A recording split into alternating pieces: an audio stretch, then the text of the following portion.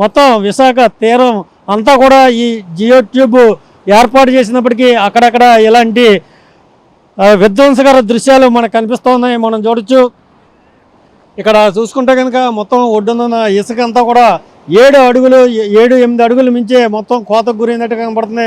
పెద్ద లోయలో అటు జియో ట్యూబ్కి ఇటు కోకో ఎరోనాకి మధ్య పెద్ద ఒక కందకంలాగా ఏర్పాటైంది. మనం చూడొచ్చు కొట్టుకుపోతున్న ఇసుక నేపథ్యంలో మొత్తం ఈ కొబ్బరి చెట్లు ఏవైతే ఉన్నాయో ఈ వేళ్లతోటి సహా కూలిపోతున్న దృశ్యాలు మనకు కనిపిస్తూ ఉన్నాయి.